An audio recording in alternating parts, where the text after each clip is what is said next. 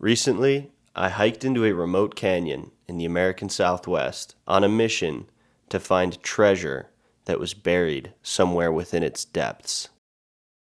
Through extensive research leading up to this trip, I knew that something of incredible value and thousands of years old was waiting to be discovered here.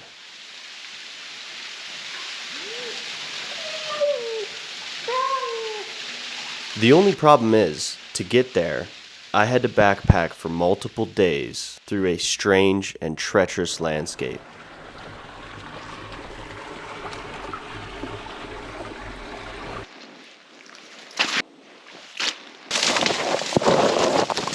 Filled with obstacles, and worst of all,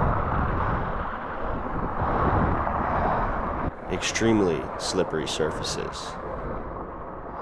Finally, when I arrived at the very end, completely exhausted, I uncovered what was buried here and left this place a far richer man. All right, good evening. Sun's about to set, but we are getting a head start. Today, or tomorrow I should say, we are going somewhere to find buried treasure. That's right, you heard me right. And it'll all make sense in a little bit.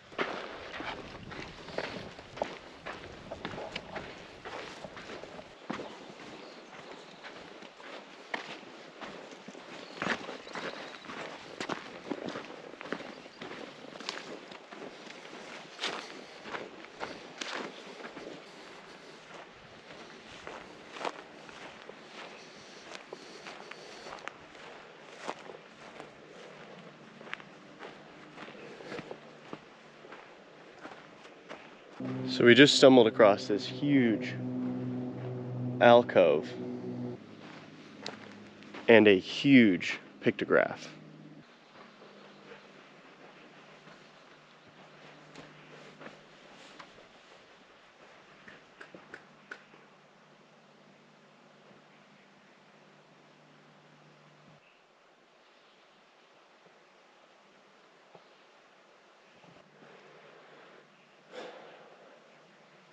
There's two different colors of dyes in play here. The red is much better preserved. And then the middle figure created with that white pigment, which doesn't last as long. And then there's another horned figure over here. So look at that chunk on the left arm of this figure. You can see how thick that pigment used to be.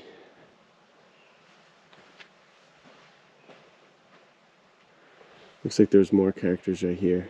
These have all faded away. And directly underneath them,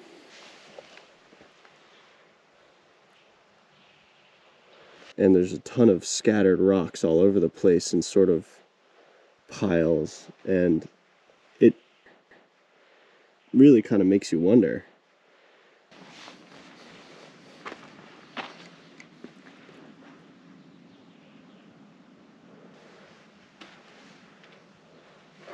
That is a perfect little example of a granary.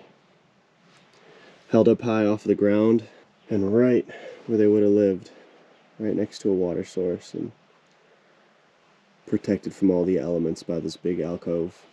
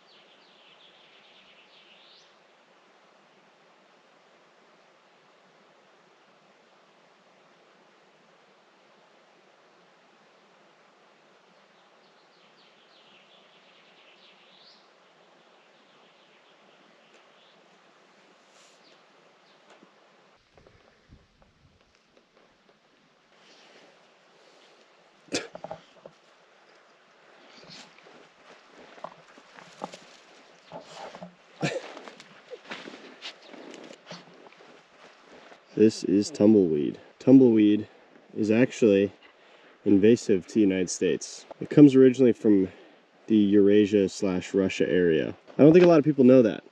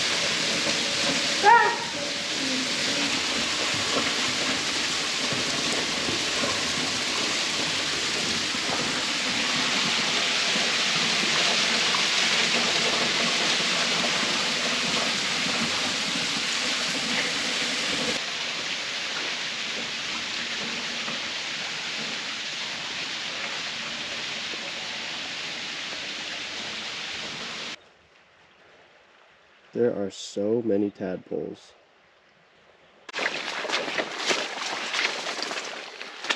So this is what we're doing for 2 hours.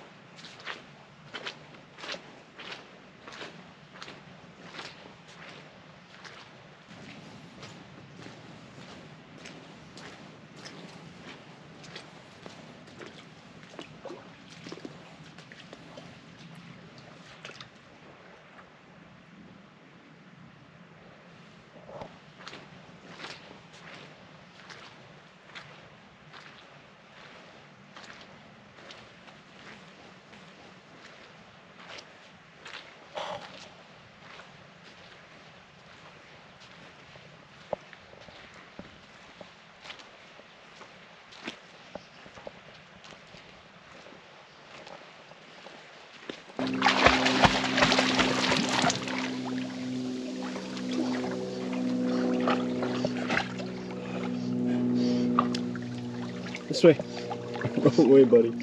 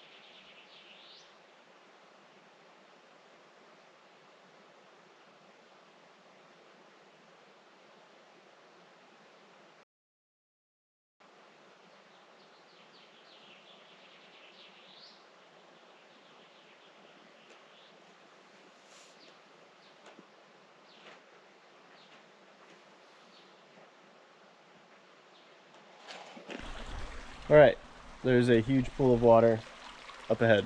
Our strategy is to float my backpack using its rain cover across the pool.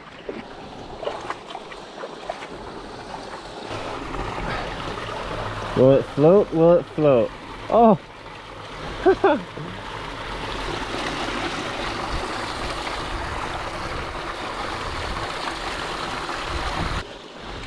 Come on, let's go. Oh, I'm sorry, buddy. You're a good boy. There you go. Oh no. It worked.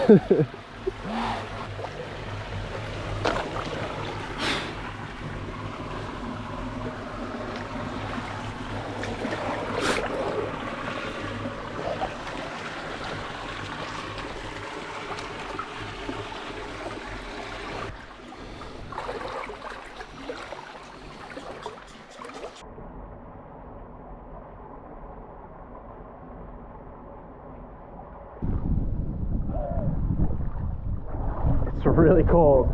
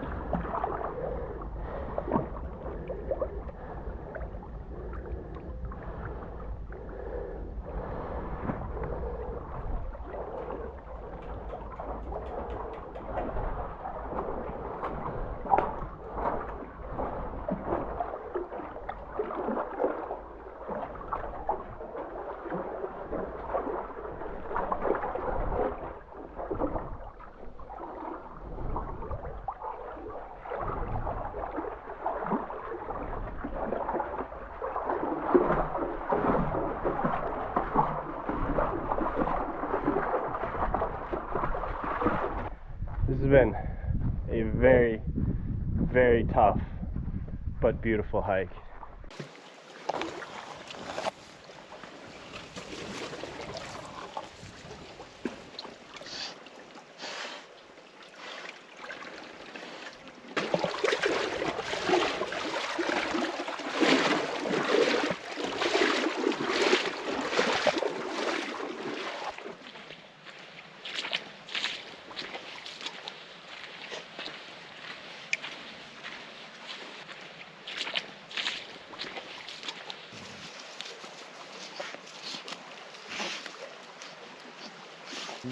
What are you doing?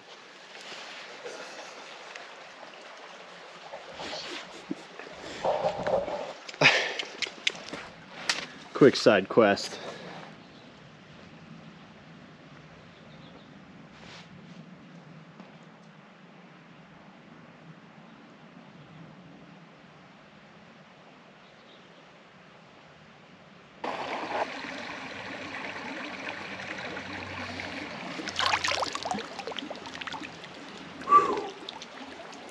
That's a big one.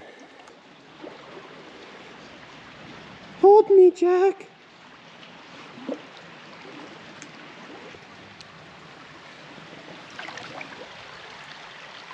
Wow.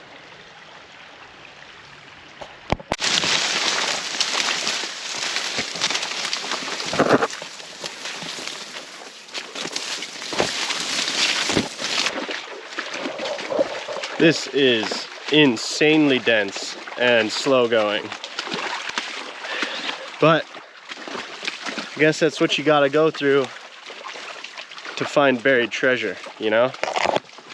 You're not gonna find it right on the beaten path, if you know what I mean.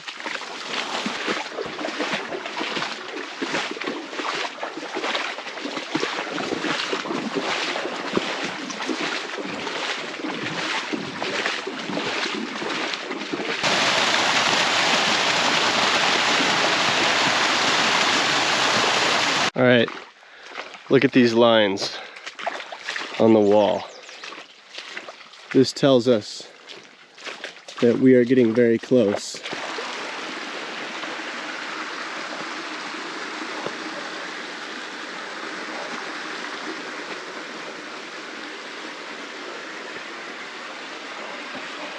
That is bizarre.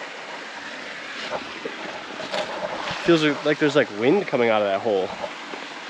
What in the world?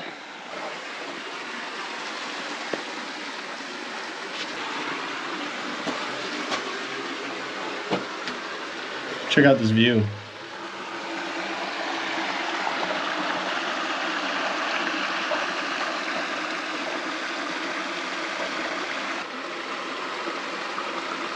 What is this? That is a deep hole.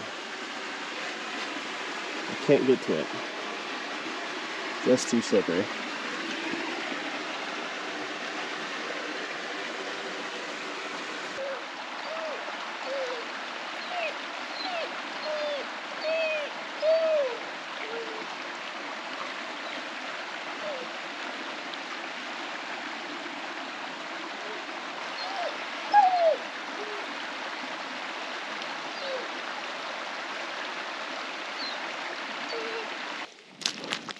Boom. That's not, dude. Oh my goodness. This is a lot of work. Wow. This is ridiculous. This is ridiculous. This is ridiculous. Oh my God.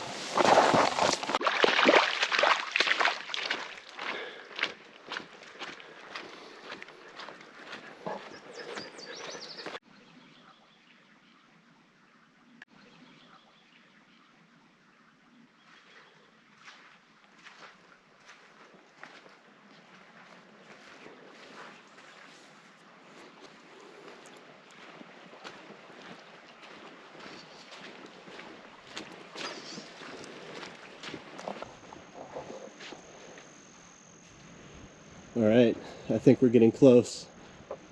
We are approaching the buried treasure. This is it. Oh my gosh, I can't believe we found it.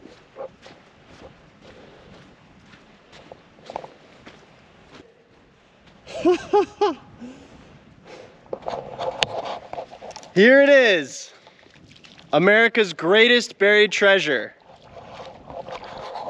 That canyon and 193 others like it, buried under hundreds of feet of water. The treasure was what we were just hiking in.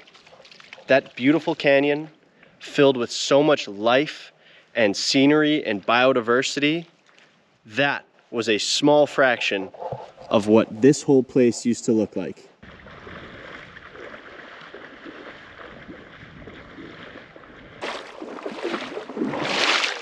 Come on, two, go.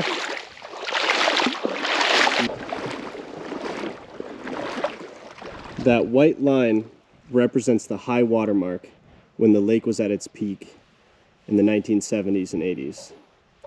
And since then, the water has dropped hundreds of feet.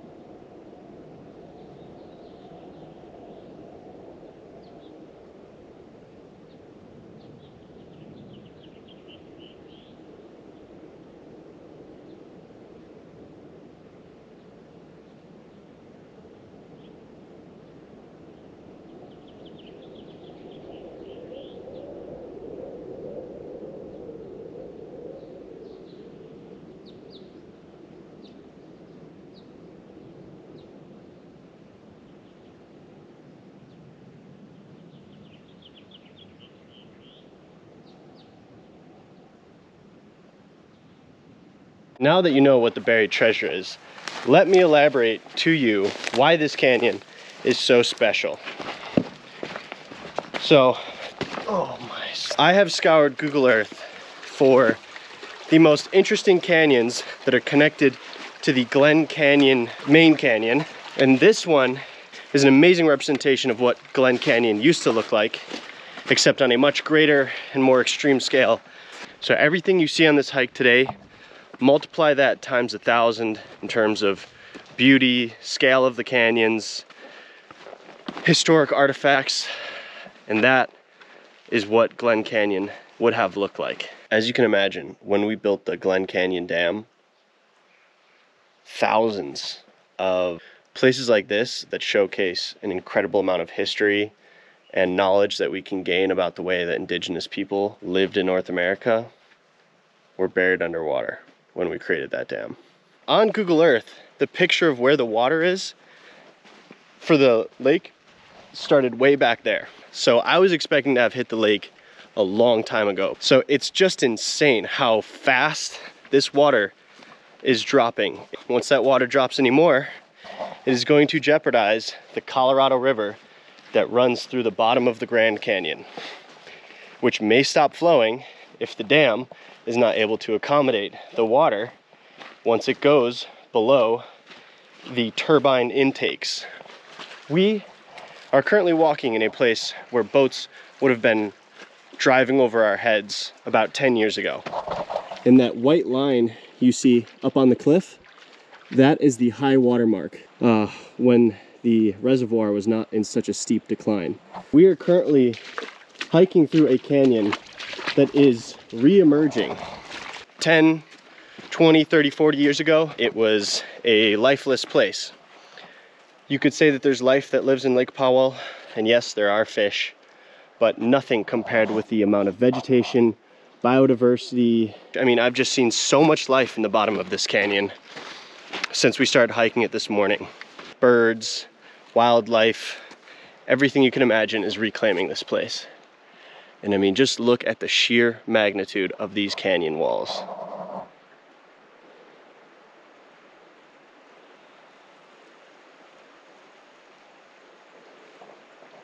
It still has a lot of recovering to do, but it is extremely gratifying to see how the red coloration of the sandstone is starting to return compared with its white, lifeless color that was given to it from the lake water. So you see those red streaks coming down? The water is washing away all the sediment on the cliffs. The color of the rock will come back and it will return. However, what we are seeing a lot of in the bottom of this river, there's a ton of silt.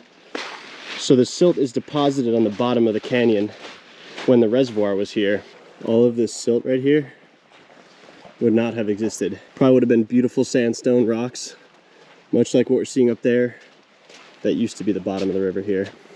However, the silt is draining away pretty quick.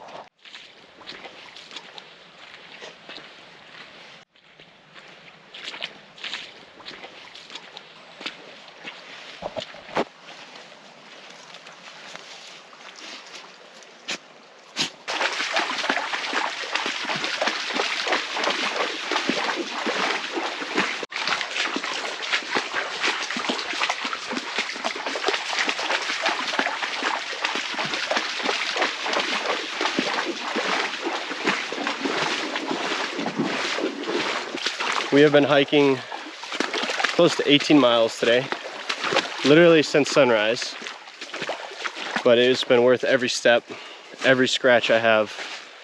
Getting to see a little portion of this beautiful place is just so incredible to me. I'm further energized on my interest in this subject. I really do feel like where we are is a pretty great representation of what it used to be like. All right, well, I hope you enjoyed watching this video.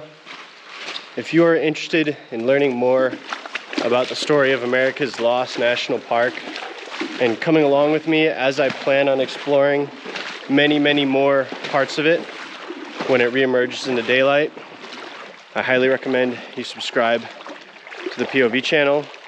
And yeah, Sun is gonna set in an hour, and we still have 5 or 6 more miles to go. So it's gonna be an interesting night. I'm glad I brought extra headlamp batteries. But anyways, hope you enjoyed watching this video. And thanks so much for watching.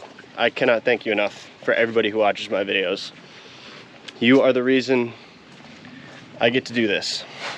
And for that, I am more grateful than you could ever know. This is Nolan Fisher, aka the POV channel, and have a good rest of your day.